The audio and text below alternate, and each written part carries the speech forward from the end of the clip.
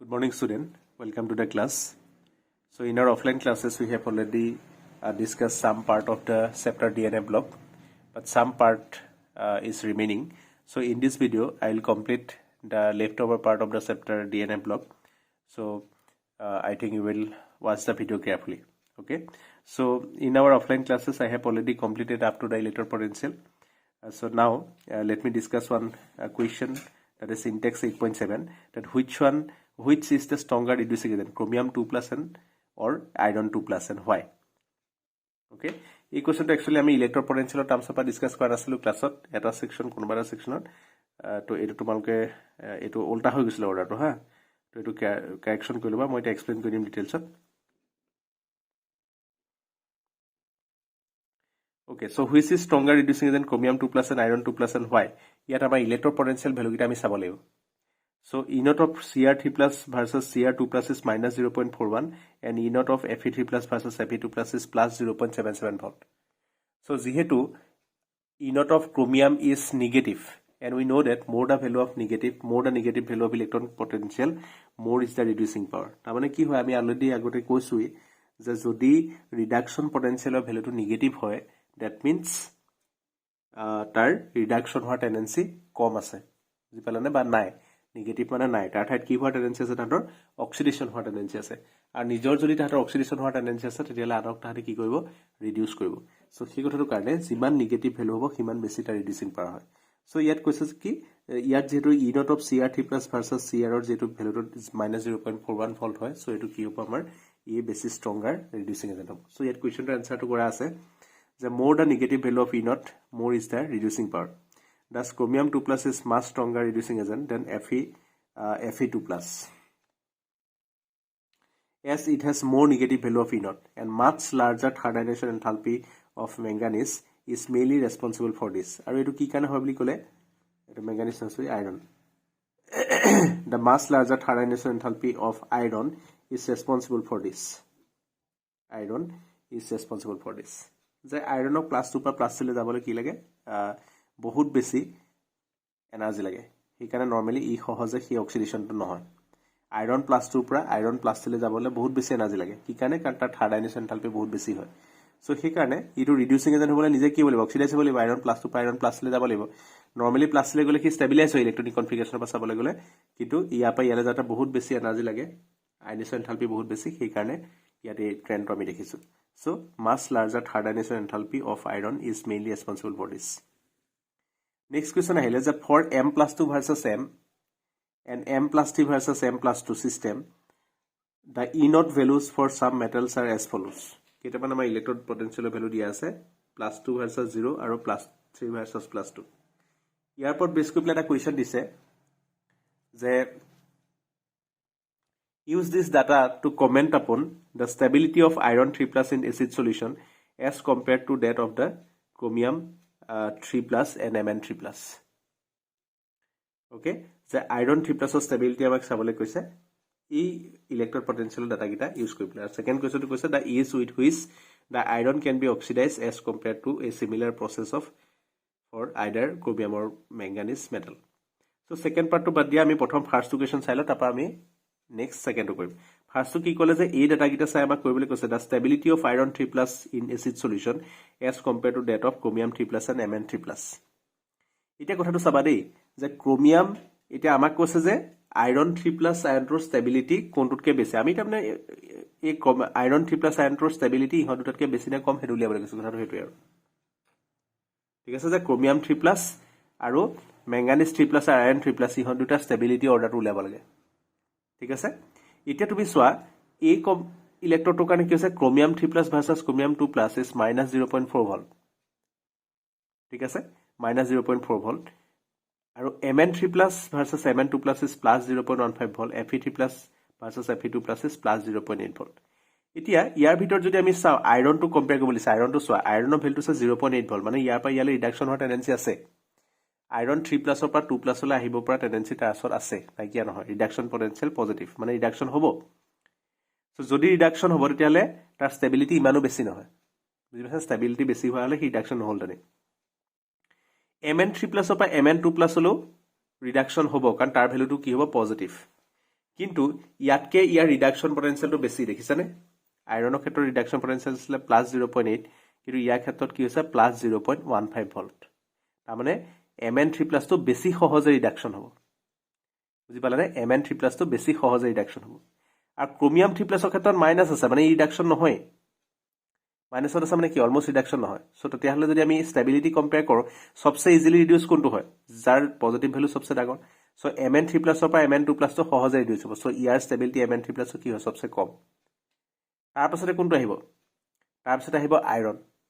কাৰণ আইৰণৰ ক্ষেত্ৰতো পজিটিভ ৰিডাকশ্যন হ'ব কিন্তু ইয়াতকে কম হ'ব সো আইৰন 3+ ৰ ষ্টেবিলিটি Mn3+ তকে কি হ'ব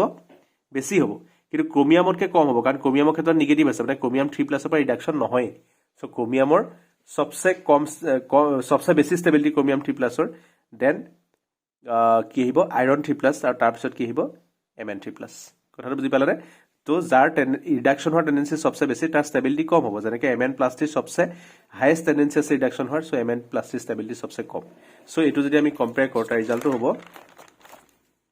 কি হ'ব এইটো চোৱা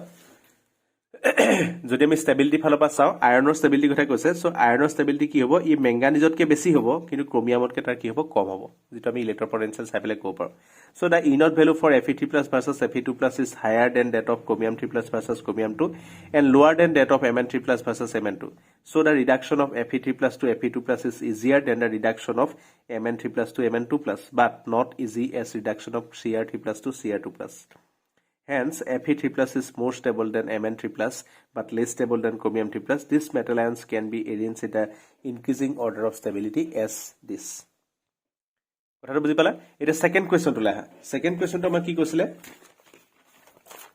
সেকেন্ড কোৱেশ্চনটো কৈছিলে দা ইজ আমাক এৰেঞ্জ কৰিবলৈ কৈছে কমেন্ট কৰিবলৈ কৈছে the is with which the iron can be oxidize as compared to a similar process for either chromium or manganese তাৰমানে ইহতি কোনটোৱে সহজে অক্সিডাইজ হ'ব আইৰনে কিমান সহজে অক্সিডাইজ হ'ব in comparison to chromium and manganese এই কথাটো সুধিছে তাৰমানে ক্ৰোমিয়াম মেংগানিজ আৰু আইৰন এবাৰ সিহতি কোনটো সহজে অক্সিডাইজ হ'ব তাৰ অৰ্ডাৰটো আমাক উলিয়াবলৈ দিছে বুজি পাইছানে তেতিয়াহ'লে আমি অক্সিডাইজ নৰ্মেলি আমি প্লাছটোলে হোৱাটোকে চাম ইয়াত প্লাছটো অৰ্ডাৰ দিয়া আছে সো চোৱা কোনটো বেছিকে অক্সিডাইজ হ'ব কোনটো পটককে অক্সিডাইজ হ'ব সেইটো লাগে আমাক এটা গোটেইকেইটাৰে ভ্যালু নিগেটিভ মানে কি যে এটোটো আমি ৰিডাকশ্যন পটেনচিয়েলৰ কথা কৈ আছো এটো ইনট ভ্যালু নহয় জানো তো এটো আছে reduction potential so reduction potential value সবৰে নিগেটিভ তাৰ মানে কি ৰিডাকশ্যন কাৰোই নহয় সবৰে কি হ'ব অক্সিডেশন হে হ'ব সো ক্ৰোমিয়ামৰো ক্ৰোমিয়াম প্লাছ টুলে যোৱাৰ টেন্ডেন্সি আছে মেংগানিজৰো মেংগানিজ প্লাছ টুলে যোৱাৰ টেন্ডেন্সি আছে আইৰনৰ আইৰন প্লাছ টুলে যোৱাৰ টেন্ডেন্সি আছে নাইকিয়া নহয় কিন্তু সবচে বেছি অক্সিডেশন পটেনচিয়েল কাৰ আছে সবচে বেছি অক্সিডেশন পটেনচিয়েল কাৰ আছে চোৱা মেংগানিজৰ দিছে -1.2 তাৰমানে ই কি হ'ব ৰিডাকশ্যনটো নহয় উল্টা বেছিকে অক্সিডেশন হ'ব সো সবচে সহজে অক্সিডেশন কোনটো হ'ব মেংগানিজটো সবচে সহজে অক্সিডেশন হ'ব তাৰ পিছতে কোনটো আছে চোৱাচোন তাৰ পিছতে আছে ক্ৰোমিয়াম ঠিক আছে আৰু এটাতকে কমত কোন আছে -0.4 ভোল্ট আইৰনৰ সো অতি সহজে কোনটো অক্সিডাইজ হ'ব এইটো কাৰণ তাৰ ভ্যালুটো সবচে বেছি নিগেটিভ তাৰমানে ৰিডাকশ্যন কোনো কাৰণেই নহয় তাত ঠিক আছে আৰু তাতকে কমকে ইজিলি অক্সিডাইজ কোনটো হ'ব chromium and the list oxidation potential is of iron বুজি পালানে তো তাকে ইয়াত আনসাৰটো আছে মই ইয়াত জেৰক্সটো দি দিম তোমালোকে চাই লবা হেই কৰি ply নোটটো the reduction potential for the given pair increases in the following order তাৰমানে ইলেক্ট্ৰ পটেনচিয়েল কোনটো সবচে বেছি হয় আইৰন 2+ ভাৰ্সেস আইৰন সবচে বেছি হয় মানে আমি মাইনাস ভ্যালু পৰা গৈছো মাইনাস ভ্যালু পৰা চাবলৈ গলে Mn2+ ভাৰ্সেস Mn ৰ সবচে নেগেটিভ ঠিক আছে সবচে নেগেটিভ মানে কি সৰু নহব জানো value so then Cr3+ versus Cr আৰু then Fe2+ versus Fe so the oxidation of iron to iron 2+ is not as easy as the oxidation of Mn to Mn2+ thus these metals can be arranged in the increasing order of their ability to get oxidized iron less than chromium less than manganese বুজি পালানে so এটো simple কথাটো হল কি যে ইয়াৰ ভ্যালুটো সবচে বেছি negative তাৰ মানে কি ইয়াৰ ৰিডাকশ্যন পটেনচিয়েল সবচে বেছি নেগেটিভ মানে ই সহজে অক্সিডাইজ হ'ব বুজি পাছানে যেটো ইয়াৰ ভ্যালুটো সবচে কম সবচে নেগেটিভ মানে কি সবচে সৰু নহয় জানো তো সবতছে কম কোনটো আছে মেংগানিজৰ তাৰমানে ই সহজে অক্সিডাইজ হ'ব না সেইকাৰণে মেংগানিজৰ অক্সিডেশন পটেনচিয়েল সবচে ডাঙৰ হ'ব বুজি পাছানে সহজে অক্সিডাইজ হ'ব তাৰ পিছতে কোনটো আছে ক্ৰোমিয়াম নহয় জানো ক্ৰোমিয়ামৰ -0.9 ঠিক আছে তো ক্ৰোমিয়ামটো তাৰ পিছতে ইজ অফ অক্সিডেশ্যন ক্ৰমিয়ামৰ হ'ব আৰু একেবাৰে কম নিগেটিভ ভেলু কাৰ আছে আইৰণৰ তাৰমানে ইয়াৰ কি হ'ব ভেলুটো কম্পেয়াৰ কৰিলে সবচে ডাঙৰ ভেলু কাৰ আছে আইৰণৰ আছে কম নিগেটিভ মানে কি ডাঙৰ নহয় জানো ডাঙৰ আৰু কম নিগেটিভ বুজি পাইছানে কথাটো কম নিগেটিভ মানে ডাঙৰ আৰু বেছি নিগেটিভ মানে কি হ'ব বস্তুটো সৰু সেইটো কথা লৈ ইয়াৰ অৰ্ডাৰটো আমি এনেকৈ দেখাইছো সো ইয়াৰ অৰ্ডাৰটো কি হ'ব iron less than chromium less than manganese বুজি পালা কুৱেশ্যনটো পঢ়ি চাবা আনসাৰটো মই যেতিয়া নোটটো দিম তেতিয়া তোমালোকে ভালকৈ বুজি পাবা ঠিক আছে ইয়াৰ পাছতে আহিলে the stabilization of higher oxidation state and lower oxidation state of metal so এইখিনিও বোধ হয় বহুতখিনি ক্লাছত কোৱা হ'লেই তথাপি এটা সেকশনৰ মোষ্ট প্ৰবলি কোৱা হোৱা নাই নেকি মই কৈ দিছো যাৰ যাৰ এইটো পাৰ্ট হৈ গ'ল তাহাঁতি স্কিপ কৰিব পাৰে স্কিপ নকৰিবা একচুয়ালি মাজে মাজে কুৱেশ্যন আহি যাব পাৰে কুৱেশ্যন বিলাক ডিসকাস কৰি আছো সো এবাৰ চাই ল'বা বস্তুটো the stabilization of the higher and lower oxidation state of metal প্ৰথম আহিলে stabilization of higher oxidation state যে higher oxidation state of metal is stabilized by fluorine and oxygen so যদি higher oxidation state of metal আছে তেতিয়াহ'লে তাতে আইডাৰ কি হৈ আছে ফ্লুইনৰ লগত লাগি আছে নহলে তাতে কি হৈ আছে অক্সিজেনৰ লগত লাগি আছে ঠিক আছে আৰু stabilization of higher oxidation state of metal by oxygen is due to its ability to form multiple bond oxygen কি কাৰণে তাক stabilize কৰিব পাৰে because oxygen কি কৰিব পাৰে multiple bond form কৰিব পাৰে আৰু multiple bond form কৰিলে higher oxidation state ক stabilize কৰিব পাৰে Stabilization of higher oxidation state of metal by fluorine is due to high lattice enthalpy and high bond enthalpy. ঠিক আছে so fluoride কি কাৰণে stabilize কৰিব পাৰে fluoride stabilize কৰিব পাৰে ৰিজনটো বেলেগ fluoride দুটা ৰিজন stabilize কৰিব পাৰে because fluoride লগত যিবোৰ কম্পাউণ্ড ফৰ্ম হ'ব সেই কম্পাউণ্ড বিলাকৰ কি হয় তাতৰ হাইড্ৰেশ্যন এন্থালপি খুব বেছি হয় আৰু ফ্লুইনৰ লগত যিডাল বন্ড হ'ব সেই বন্ডালৰ কি হয় তাতৰ হাইড্ৰেশ্যন এন্থালপি সৰি যে যিবিলাক ফ্লুৰাইড ক্ৰিষ্টেল ফৰ্ম হ'ব সেইবিলাকৰ লেটিছ এন্থালপি বহুত বেছি হ'ব লেটিছ এন্থালপি মানে এন্থালপিটো যেটো লেটিছটা ফৰ্ম হতে যেটো এনাৰ্জি ৰিলিজ হয় সেইটো সো লেটিছ এন্থালপি বেছি হ'ব লগতে হাই বন্ড এন্থালপি এই দুটা ৰিজনৰ কাৰণে কি হয় ফ্লুৰাইডেও higher oxidation state of মেটালক stabilise কৰিব পাৰে ঠিক আছে তাৰপিছত আহিলে যে higher oxidation state of metal is stabilized by oxocation and oxoanion এটো তোমালকে চাবা oxocation আৰু oxoanion বিলাকো কি কৰিব পাৰে higher oxidation state of metal ক stabilize কৰিব পাৰে ঠিক আছে so oxocations বিলাক কোন বিলাক ধৰা for example VO2 positive ঠিক আছে for example আমি চাব পাৰো VO2 positive এতিয়া এই VO2 positive to ইয়াত oxidation state কিমান আছে ভ্যানাডিয়ামৰ চাচোন অক্সিজেনৰ -2 কে -4 এফালে গলে +4 to +4 +1 +5 আছে নাই সো ভ্যানাডিয়ামৰ +5 অক্সিজেনটো কোনে ফৰ্ম কৰিছে অক্সোকেটায়নে ফৰ্ম কৰিছে এইটো অক্সোকেটায়ন বুজি পালানে সো এনেকা অক্সোএনায়নছ বিলাকে হতি এনেকা ধৰণৰ কম্পাউণ্ড ফৰ্ম কৰে অক্সোকেটায়ন বিলাকটো হায়াৰ অক্সিজেন ষ্টেট থাকে যেনেকৈ ধৰা আমি চাও পাৰ TiO2 পজিটিভ TiO2 পজিটিভ এইবিলাক হৈছে অক্সোকেটায়ন ঠিক আছে অক্সিজেনৰ লগত লগ লাগি পেলাই কি হৈছে কেটায়ন ফৰ্ম কৰিছে তো এনেকুৱা অক্সোকেটায়ন বিলাকো কি কৰিব পাৰে আৰু অক্সোএনায়ন বিলাকো higher oxidation state of মেটালক stabilise কৰিব পাৰে ঠিক আছে তাৰপিছত আহিলে এটা কুৱেশ্যন আছিল একচুয়ালি যে higher oxidation state of metal is stabilized by oxocation and oxoanion কি কাৰণে হয় কথাটো লিখা সেইটো এটা কুৱেশ্যন আছিল একচুয়ালি তো তাৰ কথাটো আমি কেনে ক'ব পাৰো যে oxygen is a stronger oxidizing agent and due to its high electronegativity and small size so oxoanions and oxocations of a metal have the highest oxidation state for example MnO4 negative Mn+7 এনেকুৱা ধৰণৰ so কি ক'লে যে অক্সিজেনটো এটা stronger oxidizing agent ই মেটালক higher oxidation ষ্টেটলৈ কি কৰিব পাৰে oxidise কৰিব পাৰে ঠিক আছে আৰু সেই কাৰণে অক্সোকেটায়ন বা অক্সোএনায়নত কি হয় আমাৰ হাইয়েষ্ট অক্সিডেশ্যন ষ্টেট বিলাক দেখা যায় কথাটো বুজি পালানে বাৰু যে সাপোজ তে ইয়াত MnO4 মাইনাস ইয়াত MnO4 কিমান আছে +7 আছে নাই এটা এই +7 চাৰ্জটো কি হৈছে 7টা ইলেক্ট্ৰন ইয়াৰ পৰা উঠাই নিয়া নাই জানো তাৰমানে মেংগানিজক Mn+7 লৈ অক্সিডাইজ কৰিবলগীয়া হৈছে সো এই +7 লৈ অক্সিডাইজ কৰিবলৈ লগত লাগি থকা কম্পাউণ্ডটো কি বলিব অক্সিডাইজিং এজেন্ট হ'ব লাগিব নাই সো অক্সিজেন যেহেতু এটা খুব অক্সিডাইজিং পাৱাৰ আছে সো সেই কথাটো কাৰণে ই যেতিয়া লাগি থাকিব সি মেটালৰ পৰা ইলেক্ট্ৰন ৰিমুভ কৰাত কি কৰিব সহায় কৰিব সেই কাৰণে সি হাইয়েষ্ট অক্সিডেশ্যন ষ্টেট বিলাক কি হ'ব যিবিলাক হাইয়েষ্ট অক্সিডেশ্যন ষ্টেট সবচে ডাঙৰ সেইবিলাক কি হ'ব অক্সোএনায়ন বা অক্সোকেটায়নত আমাৰ সেইবিলাক থাকিব because of the oxidizing ability of oxygen তাৰপিছত আহিলে যে stabilization of the metal in low oxidation state so lower oxidation state of metal is stabilized by ligands having pi acceptor and sigma bonding capacity ঠিক আছে pi acceptor and sigma bonding capacity কিছুমান লিগান আছে যোনবিলাকক আমি পাই একসেপ্টৰ আৰু sigma ডনৰ বুলি কওঁ ঠিক আছে কিছুমান আমাৰ পাৰ্টিকুলাৰ লিগান আছে ফৰ এক্সাম্পল কাৰ্বনিল বা নাইট্ৰোচিল ইহঁতক কি কোৱা হয় আমি পাই একসেপ্টৰ এণ্ড সিগমা ডনৰ লিগান বুলি কওঁ কাৰণ তাহাঁতি দুই ধৰণৰ বন্ড ফৰ্ম কৰিব পাৰে তাহাঁতি মেটেলটোৰ লগত দুই ধৰণৰ বন্ড ফৰ্ম কৰিব পাৰে তাহাঁতি লিগাণ্ডৰ পৰা ইলেক্ট্ৰন মেটেলক ডনেট কৰি পেলাই এডাল সিগমা বন্ড ফৰ্ম কৰিব পাৰে আৰু লিগাণ্ডে যিবিলাক উল্টাই দিয়ে ইলেক্ট্ৰন লিগাণ্ডে কিছুমান ইলেক্ট্ৰন উল্টাই দিয়ে সেই উল্টাই দিয়া ইলেক্ট্ৰনখিনিও তাহাঁতি কি কৰিব পাৰে একচেপ্ট কৰি পেলাই এডাল পাই বন্ড ফৰ্ম কৰিব পাৰে সো সেইকাৰণে ইহঁতি কি কওঁ আমি যে সিগমা বন্ডিং সিগমা ডনৰ এণ্ড পাই একচেপ্টৰ লিগাণ্ড সেইকাৰণে তাহাঁতক কোৱা হয় সো যিবিলাক লিগাণ্ডৰ সিগমা ডনেটিং আৰু পাই একচেপ্টিং কেপাবিলিটি আছে তো তাহাঁতি মেটেলক লোৱাৰ অক্সিডেশ্যন ষ্টেটত ষ্টেবিলাইজ কৰিব পাৰিব বুজি পাইছেনে so the ligands having pi acceptor and sigma bonding capacity pi accepting ligands having pi accepting and sigma bonding capacity বুজি পালে না সিগমা বন্ডিং মানে কি লিগাণ্ডৰ পৰা মেটেললৈ সিগমা বন্ড আৰু পাই একসেপ্টিং মানে কি মেটেলৰ পৰা লিগাণ্ডলৈ আকৌ উল্টাকে বেক ডোনেশ্যন যেনেকৈ কাৰ্বনিলৰ বন্ডিংটো আমি দেখিছিলোঁ আমি কোঅৰ্ডিনেশ্যন কম্পাউণ্ডত অলৰেডি কাৰ্বনিলৰ বন্ডিং ডিছকাছ কৰি আছিলোঁ সো তাত আমি দেখিছিলোঁ কেনেকৈ কাৰ্বনিলে সিগমা ডনৰ আৰু পাই একসেপ্টৰ হিচাপে কাম কৰে সো তেনেকুৱা মেটেল লিগাণ্ডবিলাকে কি কৰিব পাৰে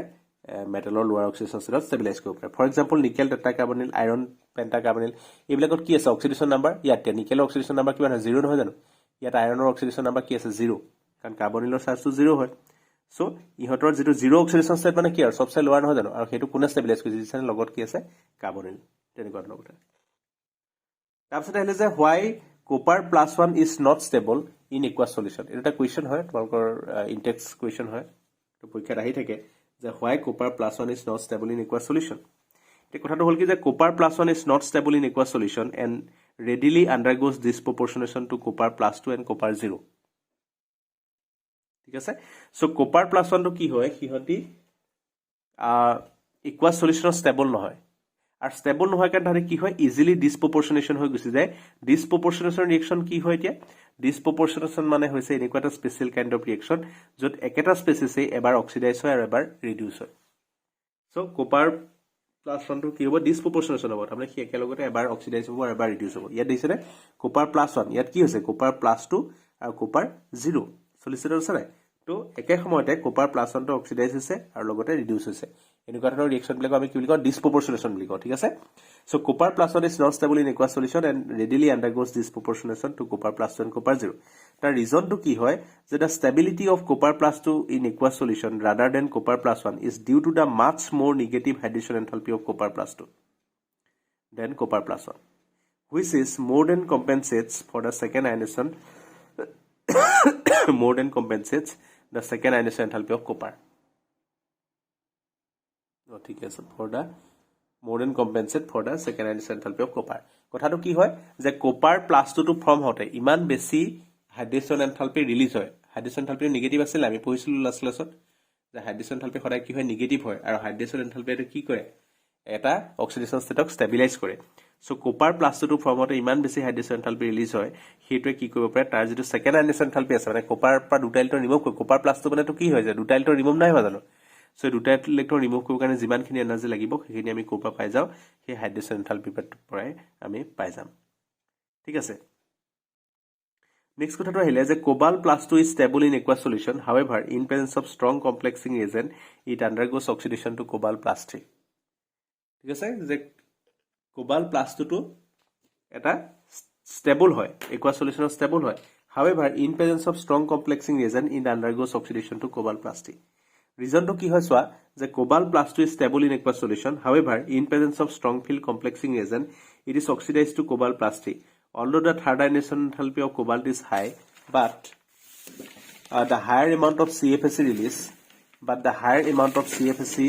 release during complexation overcomes the third ionization enthalpy the CFSE to কি হয় যে যেতিয়া এটা কমপ্লেক্স ফর্ম হ'ব কমপ্লেক্স তো ফর্ম হতে কি হয় এটা এমাউন্ট অফ এনার্জি রিলিজ হয় সেই এনার্জিটোকে আমি কি বুলি কওঁ ক্রিস্টাল ফিল্ড স্টেবিলাইজেশন এনার্জি বুলি কওঁ আৰু এতিয়া ইয়াত কি আছিল কোবাল +2 আছিল কোবাল +2 পৰা কোবাল +3 লৈ যাওতে এনাৰ্জি লাগিব নাই কাৰণ এই দুটা ইলেক্ট্ৰন হে ৰিমুভ কৰা আছিল কোবাল +3 লৈ যাও মানে কি তিনটা ইলেক্ট্ৰন ৰিমুভ কৰিব লাগিব এটা ইলেক্ট্ৰন ৰিমুভ কৰিলে তাক এনার্জি লাগিব কোবাল +2 টো পানীত আছিলেই কিন্তু কোবাল +3 হ'বলৈ কি লাগিব এনার্জি লাগিব এই এনার্জিটো একচুয়ালি কোৰ পৰা হেনো এই যে কোবাল +3 যেহেতু স্ট্ৰং কমপ্লেক্সিং ৰিএজেন্টৰ লগত কি কৰিলে হি কমপ্লেক্স ফৰ্ম কৰিলে যেতিয়া কমপ্লেক্স ফৰ্ম কৰি দিলে কমপ্লেক্স ফৰ্ম কৰি দিয়াৰ লগে লগে কি হৈ গ'ল তাৰ CFSE ৰিলিজ হৈ গ'ল ক্ৰিষ্টেল ফিল্ড ষ্টেবিলাইজেশ্যন এনাৰ্জি ৰিলিজ হৈ গ'ল আৰু সেই কি CFSE খিনিয়ে কোবাল্ট প্লাছটোক কি কৰিলে কোবাল্ট প্লাছলে অক্সিডাইজ কৰিলে ইয়াৰ কাৰণে যেটো এনাৰ্জি লাগিব সেইখিনি কোনে কম্পেনসেট কৰিলে যেখিনি ক্ৰিষ্টেল ফিল্ড ষ্টেবিলাইজেশ্যন এনাৰ্জি ৰিলিজ হ'ল ডিউৰিং কমপ্লেক্সেশ্যন তাহাঁতি এটো কৰি দিলে বুজি পালা ওকে Okay, তাৰপিছত আহিলে some important properties of transition metal. প্ৰথম আহিলে magnetic properties. So due to the presence of large number of unpaired electrons, transition metals are usually paramagnetic.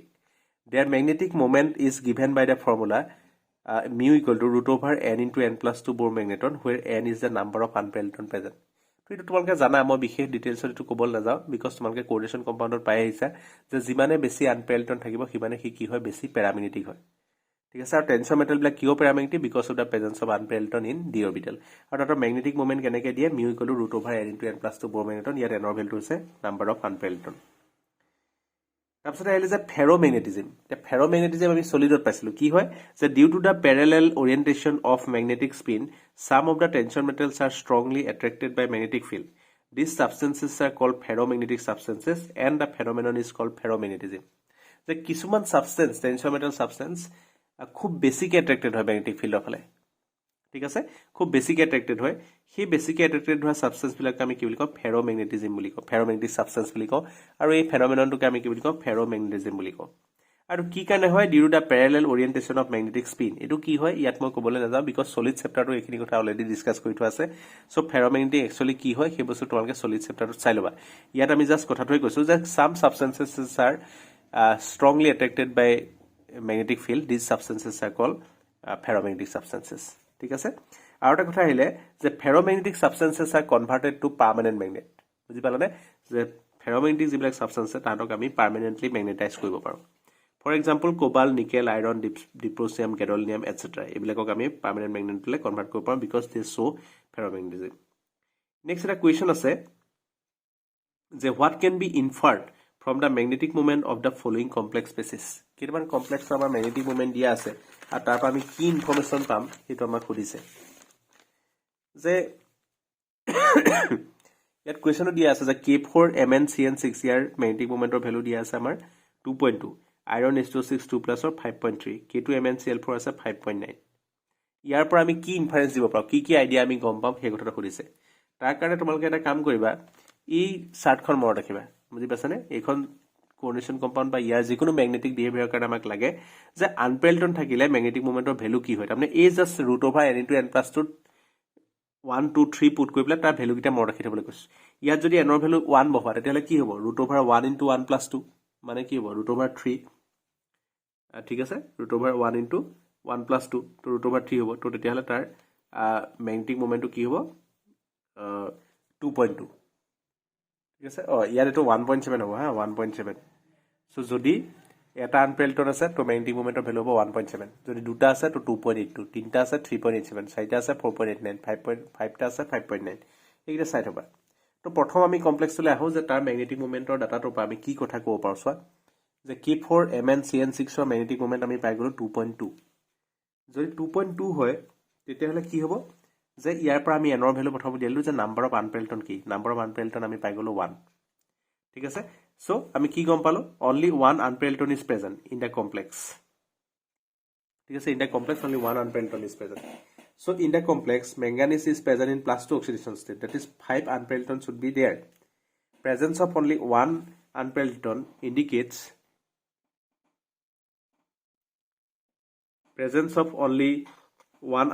indicates the pairing of electrons thus we can say that cyanide is a strong pair ligand that cause the pairing of electrons so আমি ইনে আইৰনৰ ইয়াত হেৰি কি হৈ আছে charge কি হৈ আছে ইয়াত +2 ষ্টেটত আছে আইৰন হয় সৰি ম্যাঙ্গানিজ আছে প্ৰথমৰ কমপ্লেক্সটো কি আছিল এটো K4 MnCn6 এই কমপ্লেক্সত ম্যাঙ্গানিজৰ ওপৰত চাৰ্জ কিমান আছে +2 হলে তাৰ আনপেয়াৰ্ড ইলেক্ট্ৰন কিমান থাকিব লাগে 5টা থাকিব লাগে কিন্তু আমি এনৰ ভ্যালু কেটা পালো 1 হে পালো তাৰমানে এটা আনপেয়াৰ্ড ইলেক্ট্ৰন আছে 5টা ঠাইত এটা আছে তাৰমানে কি হ'ব লাগিব ইলেক্ট্ৰনবোৰ পেয়াৰ হ'ব লাগিব আৰু ইলেক্ট্ৰন পেয়াৰ হ'বলৈ আমি কি গম পালো যে যেটো লিগ্যান্ড আছে সেই লিগ্যান্ডটো কি হ'ব লাগিব কি it should be strong field ligand which is causing the pairing of electrons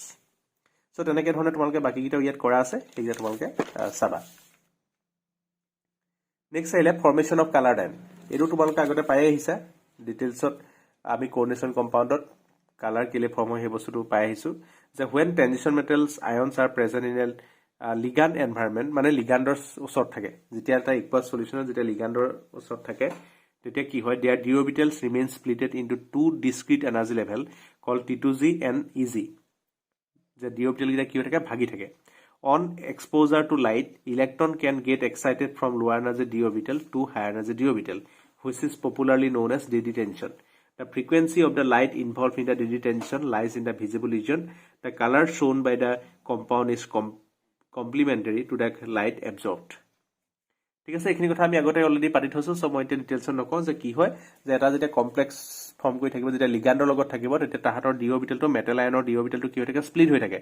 তিনটা তলত থাকে ওপৰত দুটা থাকে T2z আৰু EZ সো যেতিয়া তাৰ ওপৰত লাইট পৰিব ইলেক্ট্ৰন বিলাকে কি কৰিব পাৰে এক্সাইটেশন হ'ব পাৰে বাই একসেপ্টিং দিস লাইট আৰু যেটো লাইট একসেপ্ট কৰিব তাৰ কমপ্লিমেন্টাৰী কালাৰটো হি শো কৰিব সো সিম্পল এটা লাইনত ক'বলৈ গ'লে why transition metal compounds are coloured that is because of the DD transition তাৰপিছত যে only those metals can show color which contains at least one unpaired electron in the d orbital বুজি পালানে at least এটা হলো unpaired electron থাকিব লাগিব তেতিয়া কিন্তু colour দেখাব সবই নে দেখায় for example zinc +2 cadmium +2 are colorless কাৰণ তাতৰ সব ইলেক্ট্ৰন কি হৈ আছে পেয়াৰ্ড হৈ আছে জিংক +2 মানে কি হয় 3d10 cadmium +2 মানে কি হয় 4d10 ঠিক আছে সো ইহতৰ ক্ষেত্ৰত কোনো ধৰণৰ unpaired electron নাই সো ইহতি পেয়াৰিং নকৰে পেয়াৰিং সৰি কোনো ধৰণৰ আনপেয়াৰ্ড ইলেক্ট্ৰন নাই আৰু আনপেয়াৰ্ড ইলেক্ট্ৰন নথকাৰ কাৰণে তাহাঁতি কোনো ধৰণৰ ডিডি টেনশন নহয় আৰু কালাৰো তাহাঁতি so they R chemically inner তাৰমানে তাহাঁতি কোনো ধৰণৰ কেমিকেলি তাহাঁতি এক্টিভিটি নেদেখায় তাহাঁতি এইটো হৈছে তাৰ কেমিকেল প্ৰপাৰ্টি ঠিক আছে এই কেমিকেলি ইনাৰটো হৈছে তাৰ কেমিকেল প্ৰপাৰ্টি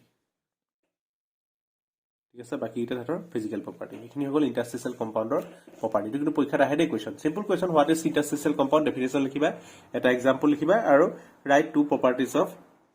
ধৰা ইন্টাৰষ্টিচিয়েল কম্পাউণ্ড ইয়াতে যিকোনো দুটা লিখি দিলে হ'ল নেক্সট কথাটো আহিলে এলয় ফৰ্মেশ্যন এলয়টো তোমালোকে জানাই what is alloy alloy is a homogeneous solid solution having two or more metals ঠিক আছে so alloys are formed by metals whose atomic radii are within about 15% of each other তাৰমানে ৰেডিয়াইটো কি হ'ব লাগিব ইটো হিটোৰ 15%ৰ ভিতৰত থাকিব লাগিব তাৰমানে কি ক'বলৈ কৈছো অলমোষ্ট সিমিলাৰ হ'ব লাগিব বহুত ডাঙৰ বা বহুত সৰু দুটা মেটেলে এলয় ফৰ্ম কৰিব নোৱাৰে এটা ইটুতকে অলপমান সাইজ ডিফাৰেন্স থাকিব পাৰে কিন্তু বেছি থাকিব নোৱাৰিব বুজি পাছনে সো তাহাঁতি এটো অলমোষ্ট সিমিলাৰ সাইজৰ এলয় বিলাকেহে মেটেল বিলাকে এলয় ফৰ্ম কৰে because of the similar atomic radii and other characteristics alloys are easily form by metal okay so তাহাঁতৰ যেটো অলমোষ্ট সাইজটো সেম তাহাঁতৰ ক্যাৰেক্টাৰিষ্টিক্স বিলাকো সেম টেনশন মেটেল বিলাকো তো তাহাঁতি সহজে কি কৰিব পাৰে তাহাঁতি এলয় ফৰ্ম কৰিব পাৰে ঠিক আছে ওকে এলয়ৰ এক্সাম্পল তোমালোকে জানা ব্ৰাছ হক ব্ৰোঞ্জ হক এইবিলাক এলয় হয় যেনেকৈ ব্ৰাছটো কি থাকে কপাৰ জিংক থাকে ব্ৰোঞ্জ কপাৰ টিন থাকে এইবিলাক থাকে ঠিক আছে তাৰপিছতে দা কমন এলয় একচুৱেলি অনলি বুলি ক'লে ভুল হ'ব কমন এলয় বা পপুলাৰ ঠিক আছে যে এটা এলয় আছে যোনটো আমি নৰমালি কি কৰো ট্ৰেডিশন মেটেল ইউজ কৰো মিক্স মেটেল ঠিক আছে মিক্স মেটেলটো হৈছে এনেকুৱা এটা আমাৰ এলয় হয় যোনটো আমি কি কৰো normally transition metal as a constituent আমি ইউজ কৰো ঠিক আছে mix metal MISCH actually MISCH so এটা আমি ক'ব পাৰো যে the popular alloy having F block element popular alloy having F block element as a constituent as constituents বা নালাগে element is mixed metal MISCH METAL ঠিক আছে mixed metal so F block element থকা এটা হেৰিয়াৰ নাম খুদে তোমালোকক যে write one alloy having lanthanide elements ঠিক আছে সো এটো তোমালোকে লিখিবা মিক্স মেটেল আৰু তাৰ ইউজ কি হয় uses of mix metal to produce bullets shells and lighter flame ঠিক আছে সো হেৰি থকা লেন্থাইড এলিমেন্ট থকা এলয় এটা নাম ক'বলৈ আহে হেতু তোমালোকে মনত ৰাখিবা এখানে মিক্স মেটেল আৰু তাৰ কি ক'ব কাৰণে মেইনলি বুলেট বনাবৰ কাৰণে আমি মিক্স মেটেলটো ইউজ কৰো আৰু এটা খুব ইম্পৰ্টেন্ট এলয় আছে এটো এটা কোৱেশ্চন হিচাপে মই লিখিছো যে name one important alloy and give it uses এটা কোৱেশ্চন আছে যে name one important alloy and give its uses so এই alloy টো তোমালোকে মনত ৰাখিবা নামটো ডুৰেলুমিন ঠিক আছে ডুৰেলুমিন এই ডুৰেলুমিনটো খুব এটা ইম্পৰ্টেণ্ট এলয় হয় তাৰ কম্পজিশ্যন হৈছে 95% এলুমিনিয়াম 4% কপাৰ 0.5% মেগনেছিয়াম আৰু 0.5% মেংগানিজ এণ্ড সিলিকন ঠিক আছে আৰু ইয়াৰ ইউজ কি হয় this is use for making aeroplanes and automobile parts ঠিক আছে এই ডুৰেলুমিনটো এটা ইম্পৰ্টেণ্ট এলয় হয় সিহঁতক আমি এৰোপ্লেনৰ পাৰ্টছ বনাবৰ কাৰণে আমি কি কৰোঁ ইউজ কৰোঁ তাৰপিছতে আহিলে যে oxides of metal the transition metal forms large number of oxides এটা অক্সাইড বিলাকৰ ভিতৰত কি হয় যে highest oxides form by the manganese up to Mn2O7 সবচে বেছি অক্সাইডছ কোনে ফৰ্ম কৰে মেংগানিজে ফৰ্ম কৰে কিমানলৈকে কৰে Mn2O7 ঠিক আছে আৰু scandium forms only one oxides Sc2O3 so এই দুটা কোৱেশ্চন আহে নৰ্মেলি এক মাৰ্কৰ কোৱেশ্চন যে কোনে সবচে বেছিকে অক্সাইড ফৰ্ম কৰে আৰু কোনে অনলি ওৱান অক্সাইড ফৰ্ম কৰে অনলি ওৱান অক্সাইড ফৰ্ম কৰে স্কেন্ডিয়ামে আৰু সবচে বেছি অক্সাইড ফৰ্ম কৰে কোনে মেংগানিজে ঠিক আছে এতিয়া কথাটো আহে কি যে জেনাৰেলি the lowest oxides মানে যিবিলাকৰ অক্সিডেশন ষ্টেটটো কম হেতু হয় বেসিক আৰু হাইয়েষ্ট অক্সাইডছ বিলাক নৰমালি কি হয় এসিডিক হয় এম্ফটিক কম হয় মেইনলি এসিডিক হয় এটা এটা কোৱেশ্চন আছে যে explain why lowest oxides are basic but highest oxides are acidic যিবিলাক অক্সাইডত মেটেলটো লো অক্সিডেশন ষ্টেট থাকে তাহাতবিলাক কি হয় এসিডিক হয় সৰি বেসিক হয় আৰু যিবিলাক হাই অক্সিডেশন ষ্টেটৰ অক্সাইডছ থাকে সেইবিলাক কি হয়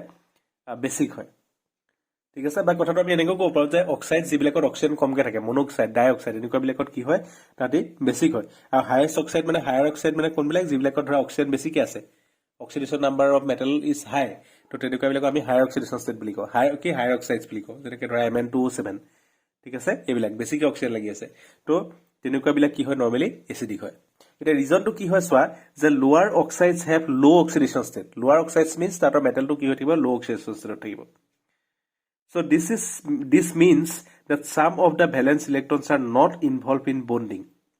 As a result, it can be donate electron and behave as a base. এতিয়া যদি কম অক্সিডেশন ষ্টেট আছে কম অক্সিডেশন ষ্টেট মানে কি তাৰ পৰা গুটেকিটা ভ্যালেন্স ইলেক্ট্ৰন কি ৰিমুভ কৰা নাই বুজি পাইছানে কথাটো এনেকুৱা হয় তাৰমানে ধৰা অক্সিডেশন ষ্টেট মানে কি ইলেক্ট্ৰন ৰিমুভ কৰি থোৱা নাই জানো সাপোজ ধৰা Mn যেনিবা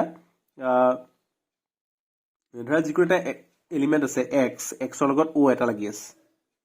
So oxygen এটা লাগি আছে মানে এলিমেন্টৰ ওপৰত চাৰ্জ কিমান হ'ব +2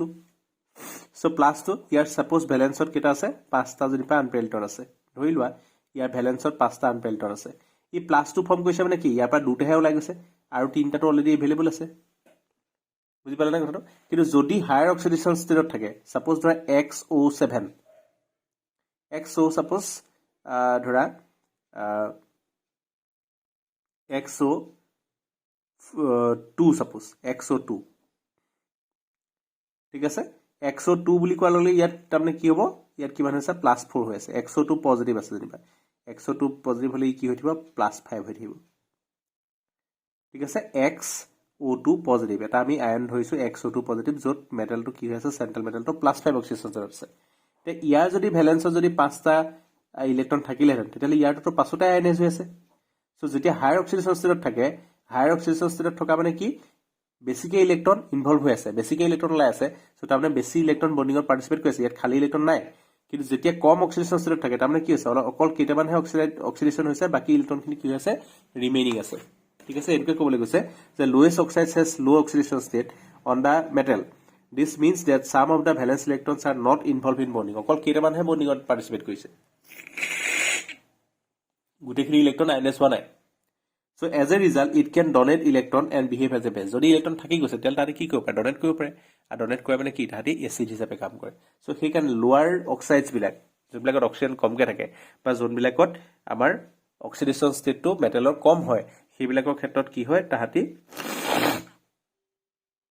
এসিডিক হয় কেলে তাৰ ওচৰত ইলেক্ট্ৰন থাকে যাতে সিহঁতি ডোনেট কৰিব পাৰে কিন্তু যদি উল্টাটো হয় যে in case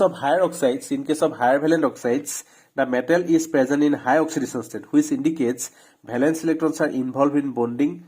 and are therefore unavailable higher oxidation state আছে মানে কি তা +5 হৈ আছে ইনফ্যাক্ট তে 5টা জি ইলেক্ট্ৰন আছিল খালি গুটেকিটা ৰিমুভ হৈ গৈছিল তো তাৰমানে ইলেক্ট্ৰন বাকি থাকিল নাই আনএভেইলেবল হৈ গল সো সেই কাৰণে তাহাতে কি কৰিব পাৰে ইলেক্ট্ৰন ডোনেট কৰিব পৰা অৱস্থাত নাই তাহাতে কি কৰিব উল্টা ইলেক্ট্ৰন একসেপ্ট কৰিব সেই কথাৰ কাৰণে this is also high effective There is also high effective nucleus to by thibo kan electron khini gusi jala lage nucleus to powerful hoy gol nucleus e kake attack korbe to koi nai so as a result it can accept electron can and behave as a acid so ইলেক্ট্ৰনখিনি গুচি যোৱাৰ পিছত কি হ'ব নিউক্লিয়াছটো powerful হৈ আছে so এই পটককে কি কৰিব ইলেক্ট্ৰন বাহিৰৰ পৰা একচেপ্ট কৰি ল'ব আৰু ইলেক্ট্ৰন একচেপ্ট কৰা মানে কি হ'ব সি এচিড হিচাপে কাম কৰিব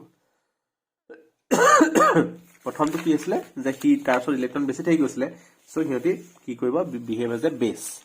প্ৰথমটো কি হৈছিলে যে লোৱাৰ অক্সিজেন ষ্টেটত আছে মানে কি গোটেইকেইটা আইনেছ মানে কেইটামান থাকি গৈছে সো সেইকেইটা তাহাঁতি কি কৰিব পাৰে ডনেট কৰিব পাৰে আৰু যদি ডনেট কৰিব পাৰে ইলেক্ট্ৰন ডনৰ মানে কি তাহাঁতি বেছ আৰু যেতিয়া তাহাঁতৰ ওচৰত হায়াৰ অক্সিজেন ষ্টেট থাকিব তাৰমানে অলৰেডি তাহাঁতি গোটেইখিনি ডনেট কৰি দিছে আৰু ডনেট কৰিব নোৱাৰে তাহাঁতি ওলটা একচেপ্টহে কৰিব সো তাহাঁতি কি কৰিব ইট বিহেভছ এজ এচিড সো সেইকাৰণে হায়াৰ অক্সাইডছ বিলাক কি হয় এচিডিক হয় আৰু লোৱাৰ অক্সাইডছ বিলাক কি হয় বেছিক হয় ঠিক আছে তাৰপিছত আহিলে যে some important compounds of transition metal এতিয়া টেনচন মেটেলৰ মেইনলি আমি দুটা কম্পাউণ্ডে এইটো চেপ্টাৰ ডিছকাছ কৰিব লাগে এটা হৈছে পটাছিয়াম ডাইক্ৰমেট আৰু এটা হৈছে কি কেমেনোফৰ মানে পটাছিয়াম পাৰামাংগানেট এতিয়া প্ৰথম চোৱা পটাছিয়াম ডাইক্ৰমেট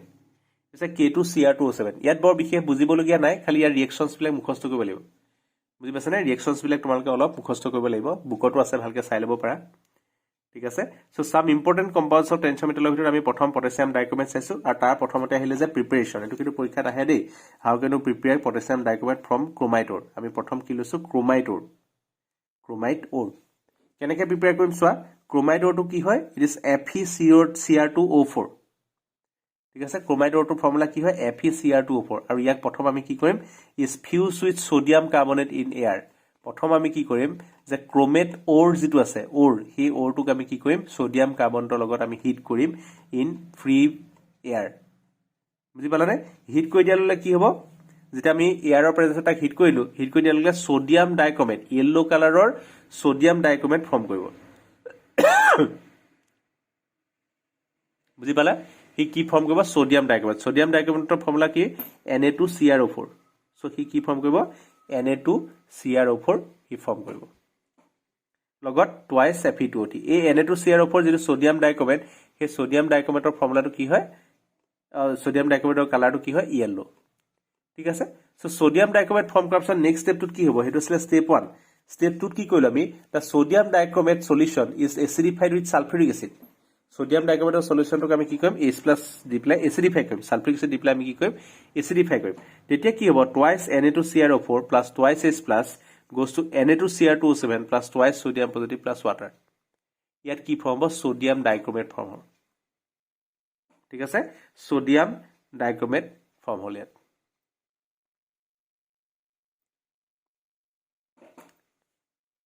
ঠিক আছে সো ইয়াত কি ফৰ্ম হ'ল এইটো হ'ল সোডিয়াম ডাইক্ৰমেট এইটো একচুৱেলি ডাইক্ৰমেট নহয় দেই সোডিয়াম ক্ৰমেট ইয়াৰ আগৰটো Na2Cr4 সেইটো আছিল সোডিয়াম ক্ৰমেট আৰু Na2Cr4 লগত যেতিয়া H+ দিলো তেতিয়া যেটো ফৰ্ম হ'ল Na2Cr2O7 এটোক আমি কি বুলি কৰো সোডিয়াম ডাইক্ৰমেট SOD ডট লিখিছো মানে সোডিয়াম আৰু তাৰপিছত কি আছে ডাইক্ৰমেট সোডিয়াম ডাইক্ৰমেট ঠিক আছে সো প্ৰথম আমি কি কৰিলো ক্ৰোমাইট অৰৰ পৰা সোডিয়াম ক্ৰমেট ফৰ্ম কৰিলো আৰু সোডিয়াম ক্ৰমেটক এচিডিফাই কৰি পেলাই কি কৰিলো সোডিয়াম ডাইক্ৰমেট ফৰ্ম কৰিলো নেক্সট স্টেপত কি কৰিম the orange crystal of K2Cr2O7 potassium dichromate is separated out when Na2Cr2O7 solution is treated with KCl আমি যেটো এচিডিফাই কৰি প্লাস সোডিয়াম ক্ৰমেট ডাইক্ৰমেট বনাইছিলো সেই সোডিয়াম ডাইক্ৰমেটক যদি আমি কি কৰো KCl দি দিও তেতিয়ালে কি হ'ব orange colour crystal of potassium dichromate separates out তেতিয়ালে সলিউশনটোত কি ফৰ্ম হ'ব পটাছিয়াম ডাইক্ৰমেট ফৰ্ম হ'ব আৰু এই পটাছিয়াম ডাইক্ৰমেটৰ কালাৰটো কেনেকুৱা অৰেঞ্জ কালাৰ ঠিক আছে অৰেঞ্জ কালাৰ অৰেঞ্জ ক্ৰিষ্টেল কিছুমান ফৰ্ম হ'ব সেই অৰেঞ্জ ক্ৰিষ্টেল বিলাকে কি হ'ব পটাছিয়াম ডাইক্ৰমেট তো সোডিয়াম ডাইক্ৰমেটৰ লগত KCl দিলে কি হ'ব পটাছিয়াম ডাইক্ৰমেট আমাৰ ফৰ্ম হ'ব সো এটো হৈছে প্ৰিপাৰেচন মেথড ফ্ৰম ক্ৰোমাইটৰ নেক্সট আহিলে কি যে তাৰ কেটালাইটিক প্ৰপাৰ্টিজ কি আছে যেটা নহয় এটো নহয় এক মিনিট ৰবা দেই তো তাৰ পিছত আছে যে আৰু এটা প্ৰিপাৰেচন মেথড আছে এটো হৈছে ফ্ৰম পাইৰোলুচাইট অৰ দুটা আছে এটা হৈছে ফ্ৰম ক্ৰোমাইট অৰ আৰু এটা হৈছে ফ্ৰম পাইৰোলুচাইট অৰ ঠিক আছে হেতু কাৰণে এইটো হৈছে পাইৰোলুচাইটটো আমাৰ কেমেনোফৰ এইটো নহয় ৰবা দেই বেলেগ এটা পেজ আছে লৈ লৈছো ওকে সো আমি এইটো প্ৰসেসে একমাত্ৰ প্ৰসেস আছে ইয়াত ফ্ৰম ক্ৰোমাইট অৰ সো ক্ৰোমাইট অৰৰ পৰা আমি অৰেঞ্জ ক্ৰিষ্টেল অফ K2Cr2O7 কেনেকৈ প্ৰিপেয়াৰ কৰিলো সেইটো গুটে মেথডটো তোমালোকে দেখিলা এইটো কিন্তু মনত ৰাখিব লাগিব ঠিক আছে ইয়াৰ ৰিএকচনছ প্লে মুখস্থ কৰিব লাগিব এক্সামত আমাৰ প্ৰায় আহে how can you prepare potassium dichromate how you prepare potassium dichromate from chromite ore ঠিক আছে ইয়াৰ পিছৰ পাৰ্টটো আহিলে কি the effect of pH তাত কি হয় চোৱা the chromate and dichromate ion comets are interconvertible in aqueous solution depending upon the pH of the solution. So by changing the pH, one can be converted to other. এটা আমি যদি সলিউশনৰ যেটো potassium ডাইক্ৰোমেট আছে সেই পটাছিয়াম ডাইক্ৰোমেট থকা সলিউশনটো যদি pH to change কৰি দিয়া তেতিয়া হলে হি ডাইক্ৰোমেটৰ পৰা কি হলে গুছি যাব ক্ৰোমেটলৈ গুছি যাব বুজি পাছনে ডাইক্ৰোমেটৰ পৰা হি কি হৈ যাব ক্ৰোমেটলৈ গুছি যাব পাৰে বা ক্ৰোমেটৰ পৰা ডাইক্ৰোমেটলৈ গুছি যাব পাৰে সো সেই কাৰণে pH টো আমি সলিউশনটো মেইনটেইন কৰি থাকিব লাগিব পটাছিয়াম ডাইক্ৰোমেট সলিউশনটো যেটো pH সেইটো আমি মেইনটেইন কৰি থাকিব লাগিব এটা কি হয় সোয়া যে CrO4 2- এটো আছে ক্রোমেট ঠিক আছে এটো আছে কি ক্রোমেট আয়ন এই ক্রোমেট আয়নটোৰ লগত যদি H+ লগ হৈ যায় তেতিয়ালে কি কৰে ডাইক্ৰোমেট ফৰ্ম কৰি দিয়ে বুজি পালে কথাটো এটো কি হয় ডাইক্ৰোমেট সো সেই কাৰণে ক্ৰোমেট সলিউশন মানে পটাছিয়াম ডাইক্ৰোমেট যত ৰাখিবা সেই সলিউশনটো pH টো আমি কন্ট্ৰোল কৰি ৰাখিব লাগিব কাৰণ pH টো চেঞ্জ হৈ গলে কি হৈ যাব অল্টাৰ হৈ যাব বুজি পালানে সাপোজ ইয়াৰ সলিউশনটোৰ OH আয়নৰ কনসেন্ট্ৰেশন বাঢ়ি গল তেতিয়ালে এই ডাইক্ৰোমেটটো কি হৈ যাব ক্ৰোমেটলৈ গুছি যাব এই ডাইক্ৰোমেটটো কি হ'ব পাৰে ক্ৰোমেটলৈ গুছি যাব পাৰে সো ক্ৰোমেট আয়ন মানে কি CrO4 2- আৰু ডাইক্রোমেট মানে কি Cr2O7 2- দুইটা ইটো হিটো কি হৈ যাব কনভাৰ্টিবল হৈ থাকে ইন্টাৰ কনভাৰ্টিবল আৰু তাতে কিহৰ ওপৰত ডিপেন্ড কৰে হেটো ডিপেন্ড কৰে only on the pH of the solution যদি সলিউশনটো এসিডিক হৈ যায় তেতিয়ালে কি ফেভাৰ কৰিব পটাছিয়াম ডাইক্ৰোমেট হৈ থাকিব আৰু যদি হি বেসিক হৈ থাকে সলিউশনটো যদি বেস দিলো তেতিয়ালে কোনটো আয়ন ফেভাৰেবল হ'ব ক্ৰোমেট আয়ন থাকিব সো যদি পটাছিয়াম ডাইক্ৰোমেট লাগে আমাক তেতিয়ালে আমি সলিউশনটো pH টো কি ৰাখিব লাগিব pH টো কমাই থব লাগিব যাতে H+ ৰ কনসেন্ট্ৰেশন বাঢ়ি থাকে তেতিয়া হি পটাছিয়াম ডাইক্ৰোমেট হৈ থাকিব যদি হে সলিউশনটো OH নিগেটিভ আয়নৰ কনসেন্ট্রেশন বাঢ়ি যায় pH টো যদি বাঢ়ি যায় তেতিয়ালে কি হৈ যাব ডাইক্ৰোমেটৰ পৰা ক্ৰোমেটলৈ গুছি যাব কথাটো বুজি পালে সেলফ অক্সিডাইজিং ৰিডাকশন হৈ থাকে অক্সিডেশন ৰিডাকশন হৈ থাকে মানে এটো সেলফ অক্সিডেশন ৰিডাকশন হৈ থাকে so oxidation of dichromate oxidation state of chromium in chromate and dichromate is same দুইটা ক্ষেত্ৰতে অক্সিডেশন নাম্বাৰ সেম থাকে এটা তাৰ স্ট্ৰাকচাৰ দুটা চাই লবা যে ক্ৰোমেট টো কেনেকুৱা হয় এটো আছে টেট্ৰাহেড্ৰাল স্ট্ৰাকচাৰ এটো আছে CrO4 2- এটো আছে CrO4 2- এটো আছে কি টেট্ৰাহেড্ৰাল স্ট্ৰাকচাৰ আৰ এটো আছে ডাইক্ৰোমেট এটো আছে ডাইক্ৰোমেট আৰু ইয়াৰ স্ট্ৰাকচাৰটো কেনেকুৱা এনেকুৱা যেটো দেখিছে তোমালোকে এনেকুৱা বেন্ড টাইপৰ আমি স্ট্ৰাকচাৰ এটা পাম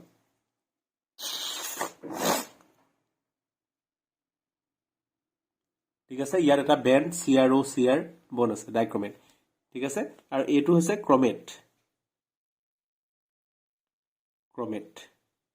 ক্ৰোমেটৰ স্ট্ৰাকচাৰ কেনেকুৱা টেট্ৰাহেড্ৰাল আৰু ইয়াৰ বেন্ড সেট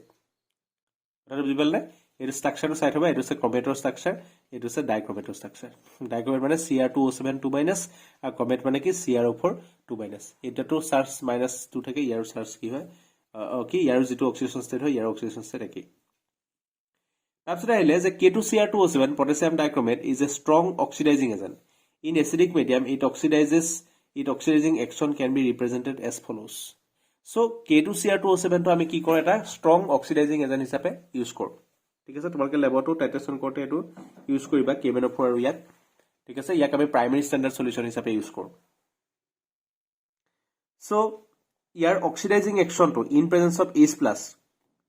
ইয়াৰ যেটো অক্সিডাইজিং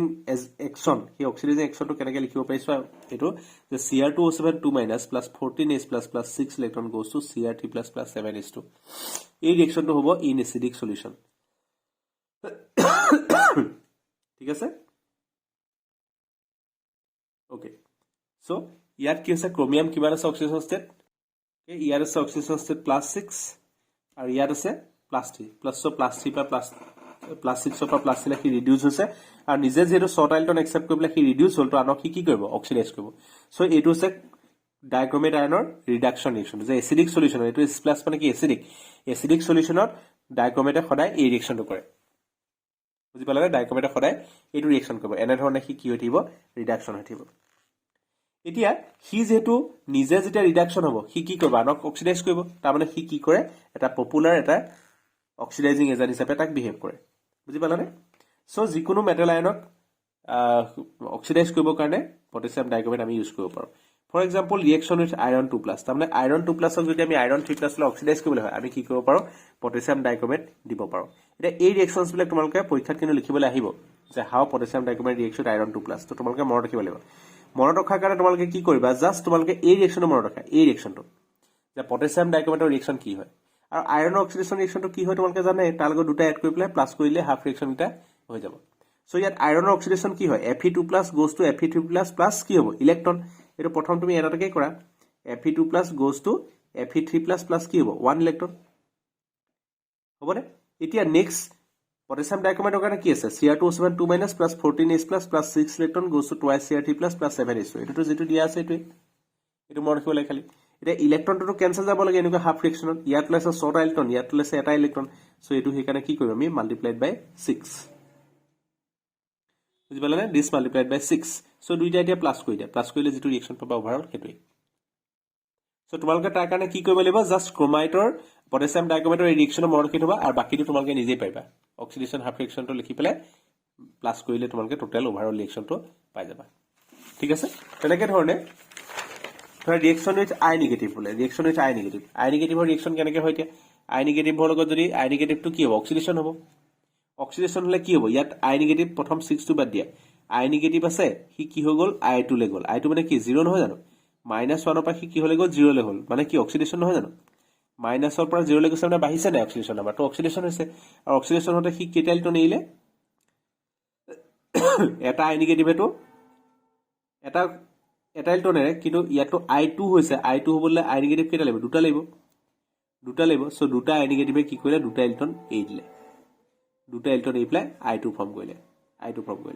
কিন্তু ইয়াত আকৌ কেটা ইলেক্ট্ৰন লাগিছে 6টা ইলেক্ট্ৰন লাগিছে সো তেতিয়াহলে কি কৰিব লাগিব আমি এটোক মাল্টিপ্লাই কৰিব লাগিব কিহেৰে বাই 3 ঠিক আছে সো এটো কৰি পেলাই আমি টোটাল যেটো ওভাৰঅল ৰিঅ্যাকশন পাইছো হেতু আমি ইয়াত লিখি দিছো ঠিক আছে নেক্সট আইলে ৰিঅ্যাকশন উইথ Sn2+ Sn2+ ৰ পৰা কি হলে যাব অক্সিডেশনটো Sn4+ হলে হ'ব Sn4+ লৈ গলে কেটা ইলেক্ট্ৰন লাভ Sn2 পৰা Sn4 লৈ গলে দুটা ইলেক্ট্ৰন লাভ জানে আৰু এই ৰিঅ্যাকশনটো একেটাই সবতে একেটাই পুট কৰিছো দিছানে এটো আছে ডাইক্ৰোমেটৰ অক্সিডেশন ৰিডাকশন ৰিঅ্যাকশনটো হেতু একেটাই আছে তাত কেটা ইলেক্ট্ৰন ইনভলভ হৈছে 6টা ইলেক্ট্ৰন তো ইয়াত দুটা ইলেক্ট্ৰন হল আছে তো তুমি কি কৰিলে মাল্টিপ্লাইড বাই 3 তেতিয়া তুমি ওভাৰঅল ৰিঅ্যাকশনটো পাবা ঠিক আছে তেনেকে তোমাৰ H2S ৰ লগত ৰিঅ্যাকশনটো চাবা একে ধৰণে তাতো তুমি 3 এ মাল্টিপ্লাই কৰিব লাগিব তো তেনেকে ধৰণে ৰিঅ্যাকশন মনত ৰাখিবা সো ৰিঅ্যাকশন মনত ৰাখিবৰ কাৰণে তুমি কি কৰিবা জাস্ট এই ক্ৰোমাইটৰ ডাইক্ৰোমেটৰ ৰিঅ্যাকশন মনত ৰাখি থোৱা বাকি অক্সিডেশনটো তোমালোকে নিজেই কৰিব পাৰিবা সাপোজ ধৰা কলে যে how can you react potassium dichromate with iron plus two এটা কথাটো জানা যে পটাছিয়াম ডাইক্ৰোমেট আইৰনক কি কৰে অক্সিডাইজ কৰিলে আইৰন 2+ তো কি হলে যাব আইৰন 3+ হলে যাব ঠিক আছে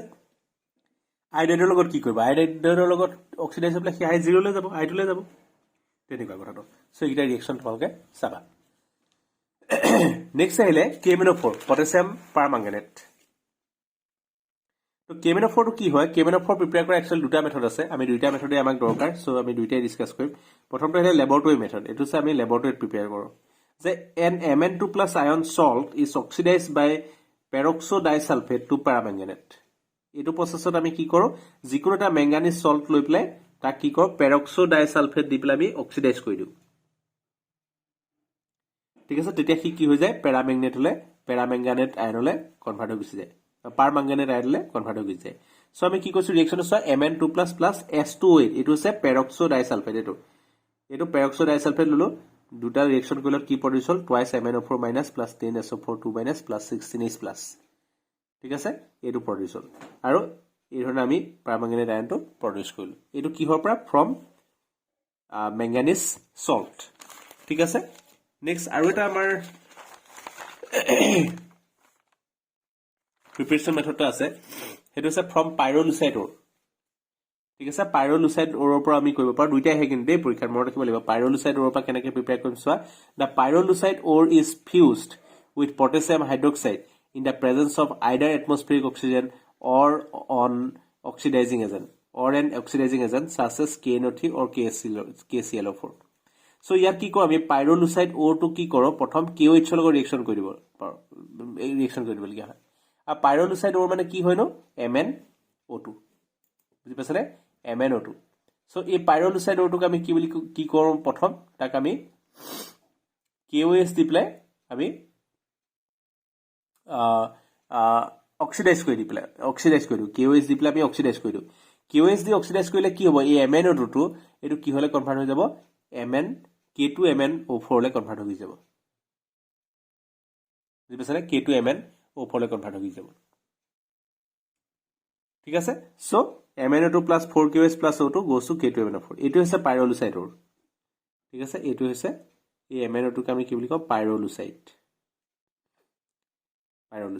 সো প্ৰথম ষ্টেপত আমি কি ফৰ্ম কৰিলো K2MnO4 নেক্সট ষ্টেপত কি হ'ব দা K2MnO4 does form found disproportionates in a neutral or acidic solution to give paramanganate ই নিজে নিজে কি হ'ব disproportionation reaction হ'ব acidic solutionত যদি অকমান এসিড আমি প্রভাইড কৰি দিও তেতিয়ালে এসিডিক সলিউশন যদি কৰি দিও তেতিয়ালে MnO4 2- 2 কি হ'ব নিজে ডিসপ্ৰপোৰ্শনেশন কৰি পেলে কি হ'ব MnO4- লাগি যাব বা K2MnO4 to KMnO4 লাগি যাব এটো হৈছে পাৰমাঙ্গানেট আয়ন বুজি পালানে ডিসপ্ৰপোৰ্শনেশন কৰি পেলে কি গুছি যায় ডিসপ্রপোর্শনেশন মানে কি হল মই অথনে কৈ আহিছো যে ডিসপ্রপোর্শনেশন মানে কি যেতিয়া এটা বস্তু একেলগতে অক্সিডাইজো হয় ৰিডিউসো হয় ইয়াতিয়া ম্যাঙ্গানিজৰ ওপৰত চাৰ্জ কিমান আছে চাচোন 4 to the -8 -8 পৰা এফালে গলে হৈ যাব +8 +8 পৰা -2 তো ইয়াত কি হৈছে ম্যাঙ্গানিজ +6 আছে নে +6 ইয়াত MnO4- বুলি কৈ দিয়ালে কি হৈ গল ম্যাঙ্গানিজৰ ওপৰত চাৰ্জ কিমান আছে +7 আৰু MnO2 বুলি কৈ দিয়ালে চাৰ্জ কিমান আছে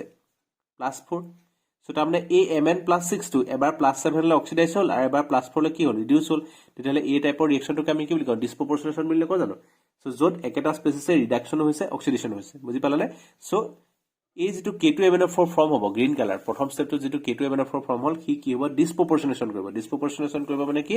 হি নিজে এবাৰ অক্সিডাইজ হ'ব এবাৰ ৰিডিউস হ'ব আৰু তাৰ প্ৰডাক্ট হিচাপে আমি কি পাম MnO2 টো আমি পাই যাম ম্যাঙ্গানিজ ডাইঅক্সাইড সরি MnO2 নহয় আমাৰ প্ৰডাক্টটো লাগে আমাক MnO4- তাৰমানে পাৰমাঙ্গানেট আয়ন সো পাৰমাঙ্গানেট আয়নটোক আমি এনেকে পাইৰোলুচাইডৰ ওপৰত প্ৰিপেয়াৰ কৰিব পাৰো ঠিক আছে সো ইয়াটো দেখিলানে MnO4 নেগেটিভ আৰু MnO4 2- এটা আছে পাৰমাঙ্গানেট আয়ন আৰু এটা আছে আমাৰ ডাইমেঙ্গানেট আয়ন সো দুইটাই কি হৈ আছে আমাৰ অলমোস্ট MnO4 2- আৰু MnO4- এই দুইটাই কি হৈ আছে ইন্টাৰ কনভাৰ্টিবল হৈ আছে ইন্টাৰ কনভাৰ্টিবল ঠিক আছে সো এটো আছে পাৰমাঙ্গানেট আৰু এটো আছে মেঙ্গানেট ডাইমেঙ্গানেট নহয় মেঙ্গানেট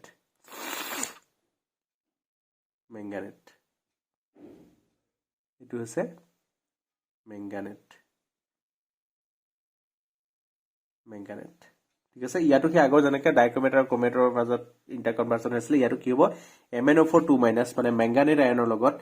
MnO4- মানে পেৰামেঙ্গানেট আয়ন দুইটা কি হৈ থাকে ইটো হিটো লগত ইন্টাৰ কনভাৰ্টিবল হৈ থাকে অকল কি হল লগত ৰিলেটেড হয় সলিউশনটো pH টো ওপৰত ডিপেন্ডেন্ট হয় যদি এসিডিক সলিউশন থাকে তেতিয়ালে কোনটো ফেভাৰ হৈ থাকিব কি পাৰমাঙ্গানেট হৈ থাকিব যদি বেসিক সলিউশন হয় তেতিয়ালে কি হৈ থাকিব মেঙ্গানেট হৈ থাকিব ঠিক আছে স্ট্ৰাকচাৰ গিটা চাবা মেঙ্গানেট আৰু পাৰমাঙ্গানেট দুইটাই স্ট্ৰাকচাৰ গিটা মনত ৰাখিবা তো ইউ কি হয় এটা অক্সিডাইজিং এজেন্ট হিচাপে কাম কৰে permanganate potassium permanganate it also behaves as a strong oxidising agent ঠিক আছে আৰু ইয়াৰ অক্সিডাইজিং একশনটো কেনেকৈ দেখাব পাই যে MnO4- plus 8H plus 5 electron goes to Mn2 plus 4H2 ইয়াত ম্যাঙ্গানিজৰ ওপৰত চাৰ্জ কিমান আছিল +7 +7 পৰা +2 লৈকে কি হৈছে ৰিডাকশন হৈছে সো ই নিজে যেতিয়া ৰিডাকশন হৈছে আনক কি কৰিব অক্সিডাইজ কৰিব so it is a better oxidizing agent বুজি পালানে এই অক্সিডেশন ৰিঅ্যাকশনটো তুমি মনত ৰাখিব লাগিব তো যেতিয়া তোমাক কিবা ৰিঅ্যাকশন এটা লগত কৰিবলৈ দিব তেতিয়া তুমি কি কৰিবা লগত হি অক্সিডেশন হাফ সাইকেলটো হাফ ৰিঅ্যাকশনটো আৰু ইয়াৰ লগত দুটা মিলাই পেলাই প্লাস কৰি দিলে কথাটো হৈ যাব বুজি পালানে for example reaction of acidified KMnO4 with iron 2+ iron 2+ টো জানে কি হ'ব আইৰন 2+ পৰা আইৰন 3+ লৈ অক্সিডাইজ হ'ব আৰু MnO4 এই ৰিঅ্যাকশনটো মনত ৰাখিব লাগিব এটোটো মুখস্থ কৰিব লাগিব বুজি পালানে MnO4- plus 8+ plus 5 electron goes to Mn2 plus 4H2 তুমি নিজেও কৰিব পাৰা মুখস্থ নকৰি পেলাই কিন্তু এটো কৰিলে ইনে মেথডটো দীঘলীয়া হ'ব তাতকে তুমি যদি এটো মনত ৰাখি দিলে তেতিয়াহলে এটো ইনো পাৰিবা এটো দুটা প্লাস কৰিলে হৈ গল বুজি পাছনে এটো মনত ৰাখি লবা বেটাৰ তেতিয়া কৰিবলৈ সুবিধা হ'ব সো দুটা প্লাস কৰি দিয়া পাই যাবা এটা আইৰন 2+ পৰা আইৰন 3+ লৈ যাব অক্সিডাইজ হলে আৰু এটা ইলেক্ট্ৰন লাব আৰু ইয়াতটো এটো প্ৰসেসত 5টা ইলেক্ট্ৰন লাই সো ইয়াক কি হয় মাল্টিপ্লাই কৰিলো 5 ৰে মাল্টিপ্লাই কৰিলো আলটিমেটলি ৰিঅ্যাকশনটো হৈ গল তেনেকৈ তোমালোকে ধৰা reaction of acidified permanganate with oxalic acid এটো তোমালোকে নিজে কৰিবও লাগিব প্ৰ্যাকটিক্যালত ঠিক আছে ৰিঅ্যাকশন একেটা MnO4- plus 8H plus 5 electron goes to Mn2 plus 4H2 এটো হৈছে কি আমাৰ মেইন ৰিঅ্যাকশনটো পাৰমাঙ্গানেট আয়নৰ আৰু এই অক্সালেট আয়নটো কি হলে কনভাৰ্ট কৰিছে কাৰ্বন ডাই অক্সাইডলে কনভাৰ্ট কৰিছে তাৰমানে হি অক্সিডাইজ কৰিছে কাৰ্বন অক্সালেটটো কাৰ্বন ডাই অক্সাইডলে কি অক্সিডাইজ কৰিছে সো এটো হৈছে তাৰ ৰিঅ্যাকশন এতিয়া এটো ৰিঅ্যাকশন আৰু এটো ৰিঅ্যাকশন ইকুৱেল কৰিবলৈ আমি কি কৰিলো যে ইয়াত 5টা ইলেক্ট্ৰন লাইছে ইয়াত 2টা ইলেক্ট্ৰন লাইছে সো ইকুৱেল কৰিবলৈ কি কৰিব লাগিব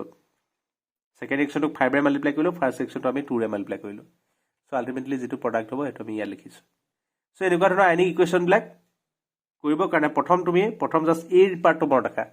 অক্সিডাইজিং এক্সন অফ পাৰমাঙ্গানেট আৰু অক্সিডাইজিং এক্সন অফ K2Cr2O7 তাৰমানে ডাইকমেট সেই দুইটা বস্তু মনত ৰাখিবা আৰু তাৰ লগত বাকিখিনি বস্তু এড কৰি দিলে আমি ওভাৰঅল ৰিএকচনটো পাই যাম ঠিক আছে ওকে সো নেক্সট আহিলে আমাৰ লেন্থাৰ এলিমেন্টছৰ বিষয়ে বিশেষ বস্তু আমি পঢ়িব নালাগে লেন্থাৰ এক্টিনটছ মানে এফ লগ এলিমেন্ট ব্লেকৰ বিষয়ে কেইটামান পাৰ্টিকুলাৰ টপিকছ আমি পঢ়িব লাগে প্ৰথম কথাটো আহিলে যে what is lanthanoid contraction and what are is consequences so lanthanoid কন্ট্ৰেকচনটো আমি অলৰেডি আগতে ডিসকাস কৰিলো যেতিয়া আমি সাইজ পঢ়িছিলো এটমিক ৰেডিয়া পঢ়িছিলো সো তাৰ লগতে অলৰেডি ডিসকাস কৰা হৈ গল সো ইয়াত আমি আকৌ ডিটেইলছৰ এটো বিষয়ে নাযাওঁ এতিয়া লেন্থাৰ এলিমেন্টছ বিলাকৰ প্ৰথম কথাটো হ'ল কি যে জেনাৰেল ইলেক্ট্ৰনিক কনফিগাৰেশ্যন কি হয় ইহঁতৰ তুমি জানা যে ইহঁতক এফ ব্লক এলিমেন্ট বুলি কওঁ সো তেতিয়া হল তাহাঁতৰ কি হ'ব এফত ইলেক্ট্ৰন সোমায় বুজি পালানে n-2 f অৰবিটেলত তাহাঁতৰ ইলেক্ট্ৰন সোমায় সো তাহাঁতৰ ইলেক্ট্ৰনিক কনফিগাৰেশ্যনটো কি হয় n-2 f1 to 14 n-1 d0 to 1 আৰু ns2 সো ns ৰ দুটা ইলেক্ট্ৰন থাকে সবৰে দুটা ইলেক্ট্ৰন থাকে ইহঁতৰ 1 to 2 নহয় হেকানে ডাইৰেক্ট 2 ডিত কেতিয়াবা ইলেক্ট্ৰন নাথাকে কেতিয়াবা থাকে 0 to 1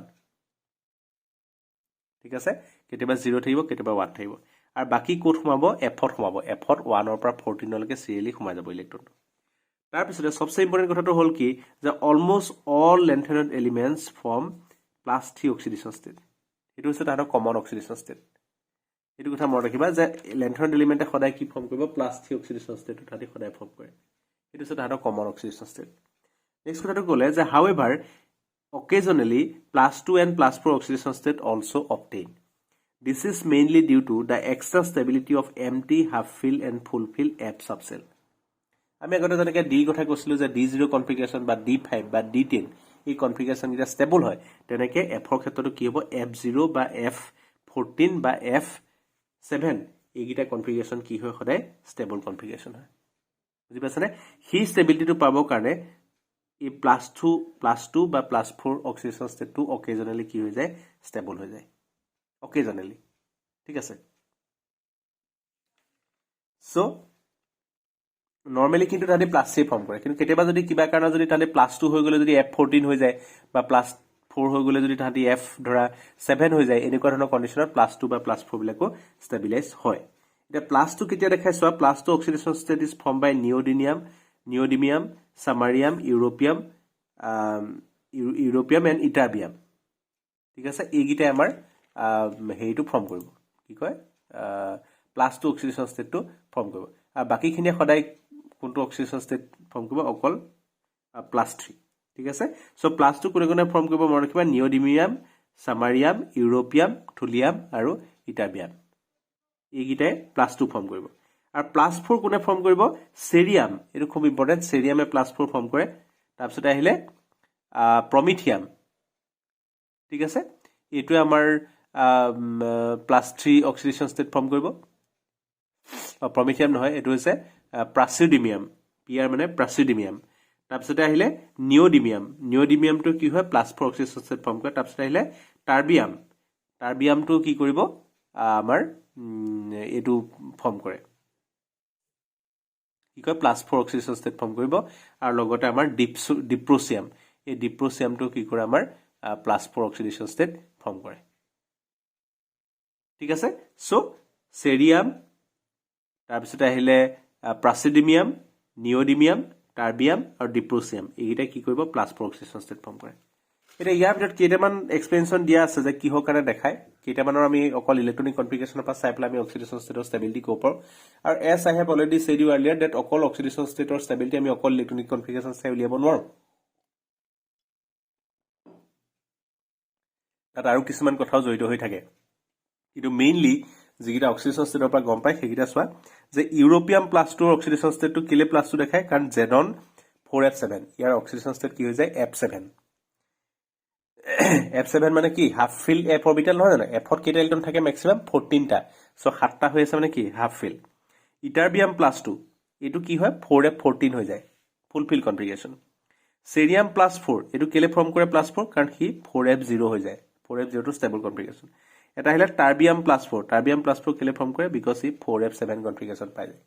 4f7 মানে কি হাফ ফিল ঠিক আছে এতিয়া কথাটো হ'ল কি যে Europium +2 and Ytterbium +2 are strong reducing agent as they want to undergo oxidation to their common oxidation state +3. এটা ইউৰোপিয়াম 2+ আৰু ইটাৰবিয়াম +2 ইহঁত দুটাই ইউৰোপিয়াম +2 আৰু ইটাৰবিয়াম +2 ইহঁতিটো হাফ ফিল আৰু ফুল ফিল হ'বৰ কাৰণে তাতে +2 ফৰ্ম কৰে কিন্তু তাহাঁতৰ নৰ্মেল অক্সিডেশ্যন ষ্টেটটো কি +3 সো তাহাঁতৰ সদায় এটা টেন্ডেন্সি থাকিব ক'লে যোৱাৰ +3 যোৱাৰ টেন্ডেন্সি থাকিব আৰু যদি তাহাঁতৰ +3 যোৱাৰ টেন্ডেন্সি আছে তেতিয়াহ'লে সি আনক কি কৰিব +3 +2 পৰা +3 যোৱা মানে কি তাহাঁতৰ অক্সিডেশ্যন হোৱাৰ টেন্ডেন্সি আছে আৰু যদি অক্সিডেশ্যন হোৱাৰ টেন্ডেন্সি আছে তাতে আনক কি কৰিব ৰিডিউচ কৰিব সো সেইকাৰণে তাহাঁতক কি হিচাপে ইউজ কৰে ষ্ট্ৰং ৰিডিউচিং এজেন্ট হিচাপে ইউজ কৰে ষ্ট্ৰং ৰিডিউচিং এজেন্ট ঠিক আছে সেই একেটা ৰিজনৰ কাৰণে এইটো কি হয় চেৰিয়াম +4 is an oxidising agent Cerium +4 is an oxidizing agent as it wants to go back to its common oxidation state +4. তো cerium +4 কোলে আহিব বিচাৰে cerium +3 আহিব বিচাৰে +4 পৰা +3 আহিলে কি হ'ব ৰিডাকশন হ'ব তো তাৰ নিজৰ কি হোৱা টেন্ডেন্সি আছে ৰিডাকশন হোৱা টেন্ডেন্সি আছে সো সি আনক কি কৰিব অক্সিডাইজ কৰিব এটো এটা ষ্টাৰ মাৰ্ক দি দিছো খুব ইম্পৰ্টেন্ট দেই পৰীক্ষাত আহে কোৱেশ্চনটো সৰুকে লিখি দিয়া আছে কিন্তু বস্তুটো ইম্পৰ্টেন্ট দেই পৰীক্ষাত আহে যে cerium +4 is an oxidizing agent why কি কাৰণে হয় বিকজ cerium +4 সদায় তাৰ নিজৰ যেটো কমন অক্সিডেশ্যন ষ্টেট cerium +3 তালে যাবলৈ মন থাকে তাৰমানে ৰিডাকশন হোৱাৰ টেন্ডেন্সি আছে আৰু নিজৰ যেটো ৰিডাকশন হোৱাৰ টেন্ডেন্সি আছে তো আনক কি কৰিব অক্সিডেশ্যন কৰিব বুজি পালানে সো ইয়াত ইলেক্ট্ৰনিক কনফিগাৰেশনবোৰ দিয়া আছে তোমালোকে ইয়াৰ পৰা চাই পেলাই গম পাবা যে কোনটো অক্সিডেশ্যন ষ্টেট ষ্টেবল হ'ব বা কোনটো অক্সিডেশ্যন ষ্টেট আনষ্টেবল হ'ব বুজি পালানে কথাটো এটা ধৰি গেডোলিনিয়ামৰ কথা আছে গেডোলিনিয়াম ইয়াৰ কনফিগাৰেশন কি 4f7 5d1 6s2 তো ইয়াৰ কোনটো ষ্টেট সবচে ষ্টেবল হ'ব ইয়াৰ +3 টো ষ্টেবল হ'ব নাই কাৰণ ইয়াৰ 2 আৰু 1 ভ্যালেন্সৰ তিনটা ইলেক্ট্ৰন এক্সট্ৰা আছে নাই এই তিনটা যদি উঠাই দিয়ে তেলে কি কি পাব 4f7 পাই আছে নে সো সেইকাৰণে গেডোলিনিয়ামে কোনটো কৰিব +3 অক্সিডেশ্যন ষ্টেটটো তাৰ কাৰণে সবচে ষ্টেবল হ'ব বুজি পালানে তো তেনেকে তোমালোকে চাব পাৰা যে ইউৰোপিয়াম 2+ ইউৰোপিয়াম 2+ টো কেলে ষ্টেবল হয় কাৰণ ইউৰোপিয়ামৰ কনফিগাৰেশন কিমান 4f7 6s2 বাহিৰত কেটা আছে দুটা আছে সো আমি যদি +2 বনাই দিও দুটা ইলেক্ট্ৰন ৰিমুভ কৰি দিও তেতিয়ালে কি পাব 4f7 পাব সো ইকানে ষ্টেবিলাইজ হ'ব সো ইলেক্ট্ৰনিক কনফিগাৰেশন এটা চালে গম পাই যাবা কোনটো অক্সিডেশ্যন ষ্টেট ষ্টেবল হ'ব কোনটো আনষ্টেবল হ'ব সো 90% কেছত কি হ'ব সদায় +3 ফৰ্ম হ'ব কেইটা মানে মাত্ৰ +2 আৰু +4 দেখায় কেতিয়া দেখাব যেতিয়া সি হাফ ফিল পাব বা নহলে ফুল ফিল পাব বা নহলে d0 f0 কনফিগাৰেশন থাতি পাব সো আৰু এটা কথা আমি ইয়াতে ইম্পৰ্টেন্ট কথা কিমান গম পাব লাগিব যে not all the lanthanoids are abundant lanthanoids with even atomic numbers are abundant এটো এটা ৰুল আছে এটো আছে হানকিনছ ৰুলছ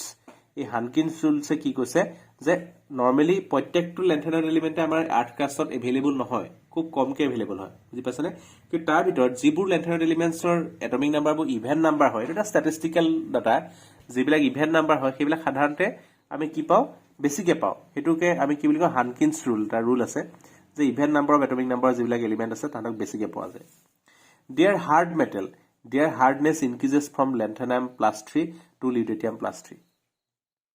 ঠিক আছে সো তাহাঁতি আছে হাৰ্ড মেটেল আৰু তাহাঁতৰ হাৰ্ডনেসটো কোৰ পৰা কোলৈ ইনক্ৰিজ হয় লেফ্টৰ পৰা ৰাইটলৈ ইনক্ৰিজ হয় লেন্থেনামৰ পৰা লিউটেটিয়ামলৈকে থ্ৰু আউট দা সিৰিজ তাহাঁতৰ কি হয় হাৰ্ডনেসটো বাঢ়ি বাঢ়ি গৈ থাকে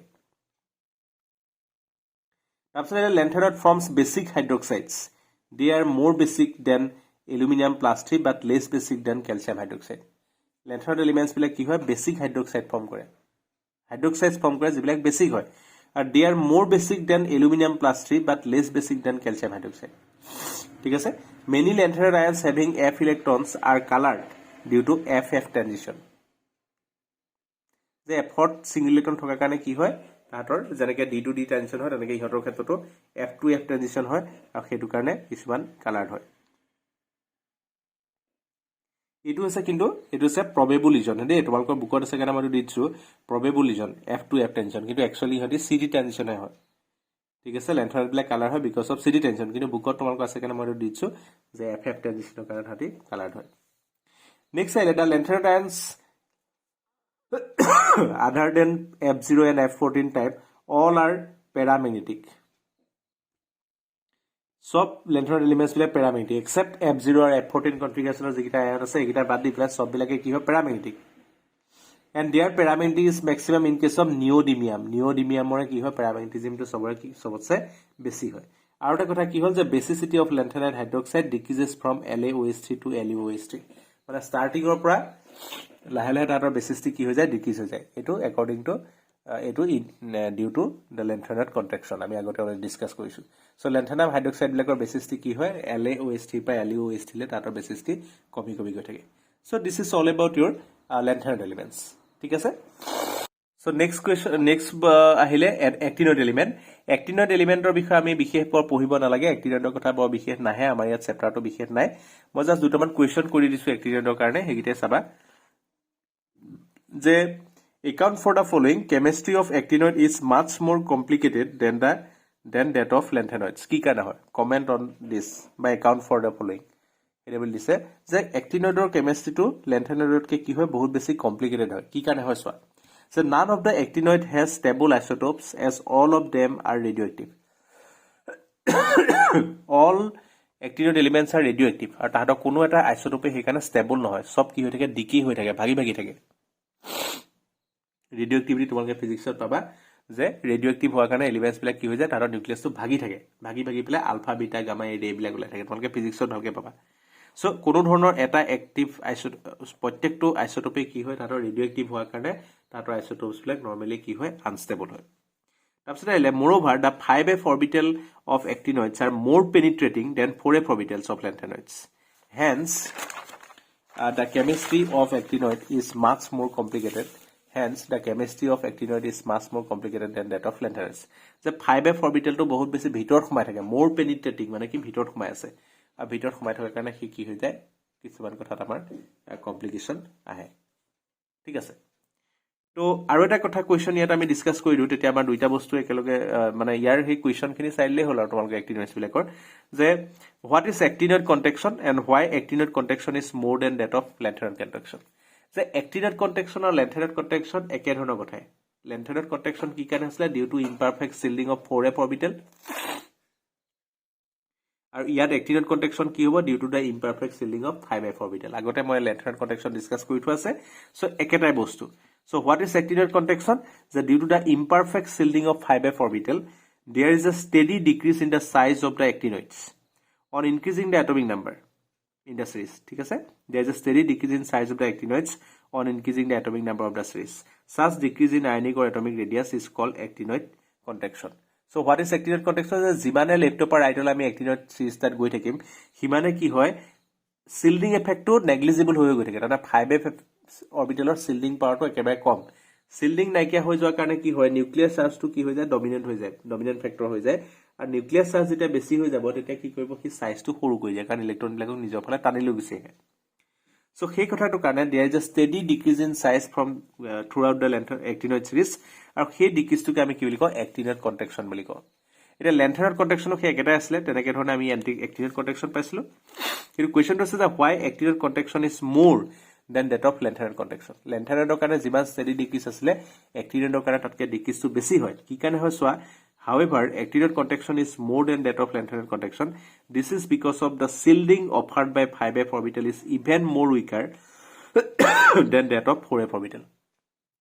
যে 5f orbitalৰ যেটো shielding হয় 4f orbitalতকৈ weak হয় সেই কথাটো কাৰণে নিউক্লিয়াৰ চাৰ্জটো ইয়াত আৰু বেছি পাৱাৰফুল হৈ যায়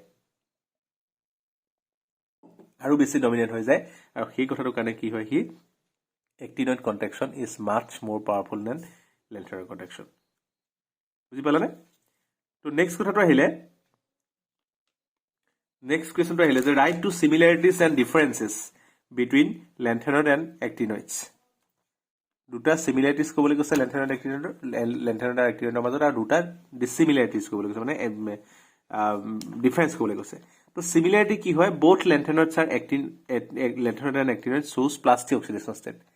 এক্টিনইডো প্লাষ্টিক কৰে লেন্থেনইডো প্লাষ্টিক কৰে For both of them, the last electron enters in n-2 f subcell. ইয়াতো f-ত সোমায় লেন্থেনইডত এক্টিনইডতো কি হয় f-তে সোমায় এইটা আছে সিমিলাৰিটি আৰু ডিসিমিলাৰিটি বা ডিফাৰেন্স কি আছে যে লেন্থেনইডছ are not radioactive except promethium praseodymium whether all the actinoid elements are radioactive so only praseodymium or বাদ দি পেলাই বাকি maximum বাকি গুটেখিনি লেন্থেনইডে কি হয় ৰেডিওএক্টিভ নহয় কিন্তু অল এক্টিনইডছ আৰ ৰেডিওএক্টিভ আৰু এটা কথা হল কি যে লেন্থেনইডছ cannot form oxoanions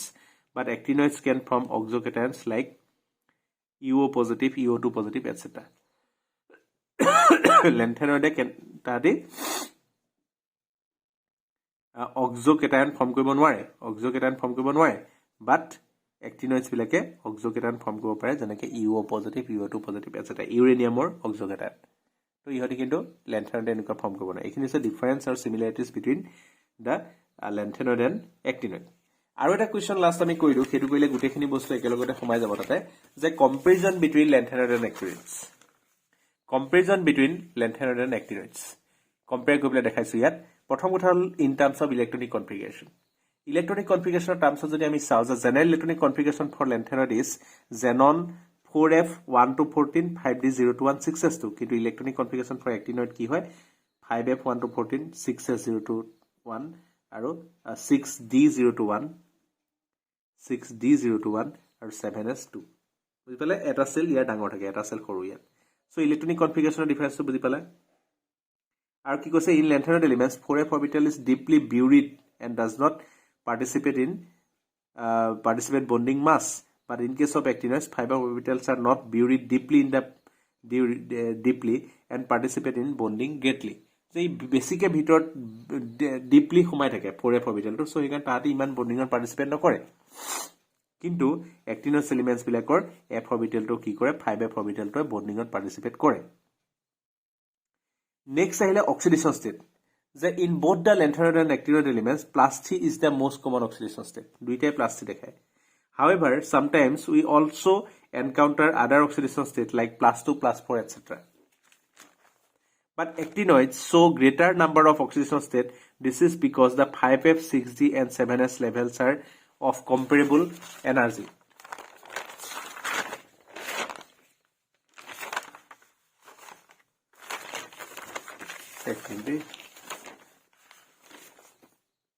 are of comparable energies বুজি পালানে কথাটো কি কলে যে লেন্থেনয়েড আৰু এক্টিনয়েড দুইটাই কি দেখায় প্লাস 3 অক্সিডেশন স্টেট দেখায় দুইটাই কমন অক্সিডেশন স্টেট কি হয় প্লাস 3